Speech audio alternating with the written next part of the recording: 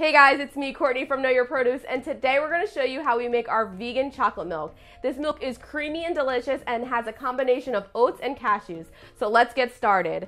In my Vitamix, I'm going to add all the ingredients. So I've already soaked some cashews and some dates. So the cashews are going to give this the creaminess. We've made the oat milk before, and that is just the 3.5 cups of water, which I'm going to pour into the Vitamix.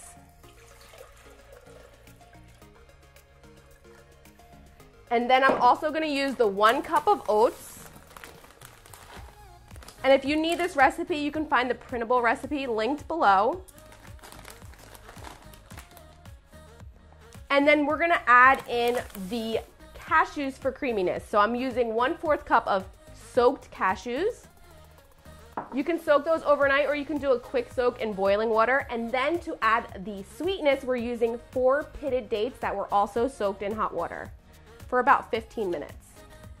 You can use like 4 to 5 depending on how sweet you want your milk to be. So if you don't want to use vanilla because of the alcohol, you can also use like a vanilla powder or even vanilla bean, but they're very expensive. So we're just gonna do a tiny bit. I say like a 1/2 teaspoon. I'm not going for like a vanilla chocolate milk. We want it to taste like chocolate. It's just a little bit of an enhancement. And then of course, we're gonna be using our cocoa powder. I tried it with cacao, but it was a little bit too strong for my daughter, and she really likes this recipe. It tastes just like the store-bought. I'm not gonna name them names. The store-bought oat milk, which is really good, and she likes this. And then also a pinch of salt. So a pinch of salt and 2 tablespoons of cocoa. Get all the cocoa powder in there because that's what makes it chocolatey and delicious. And then we're just gonna turn this guy on. So we're gonna blend this for about 20 to 30 seconds. We don't wanna over blend this.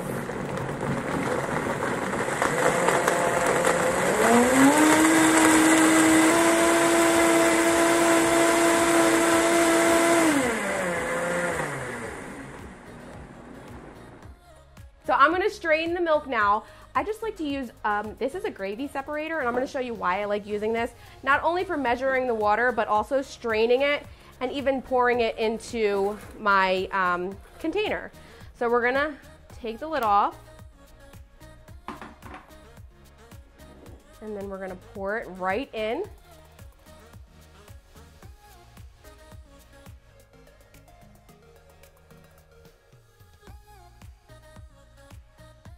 And if you can't pour it all in, that's fine.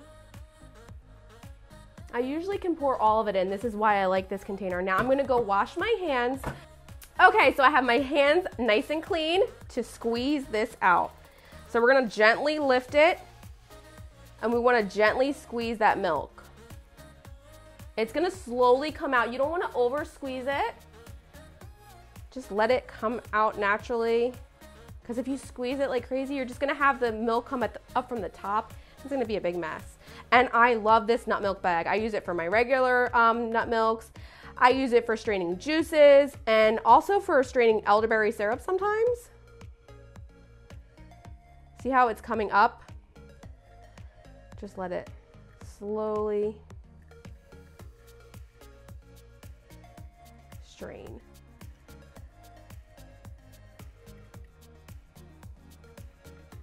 And then start giving it pressure once you feel like you can do that. And why I said to clean your hands is because the milk is gonna run down your hands. If you have like a reusable pair of kitchen gloves that you feel comfortable using, you could also do that. Like if you felt uncomfortable touching it. But our hands are our best utensil in the kitchen sometimes.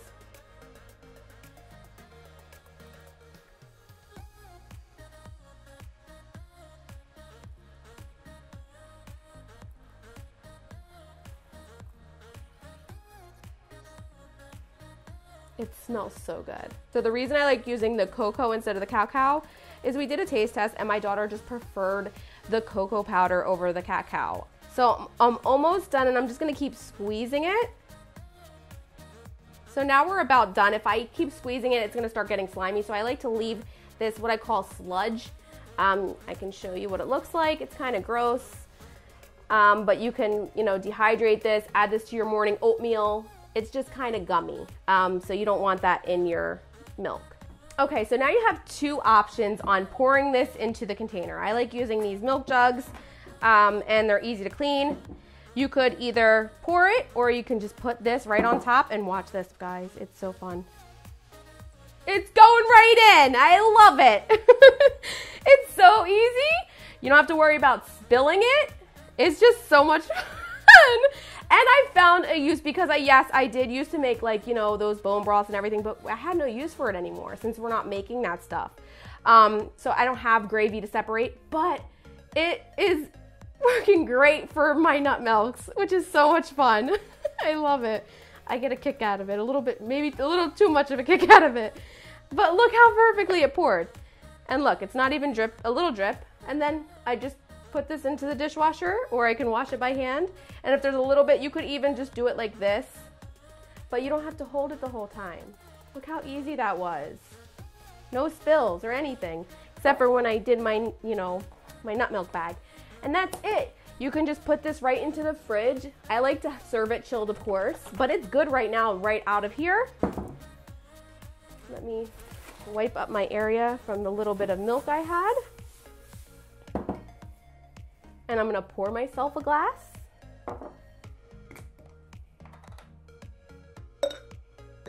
I love it chilled, but like I said, you could enjoy it whenever. Like if you just make it and you wanna try it right away, you can, because it's still delicious.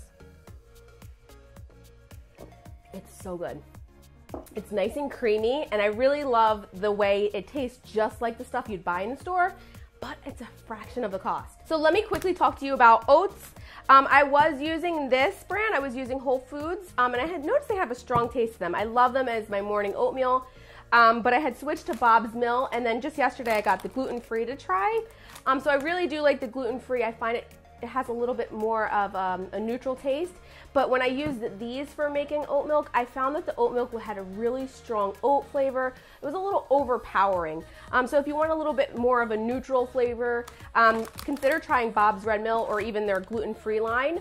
But anyway, so we hope you enjoy this easy chocolate milk recipe, which is so delicious. There's no milk in it.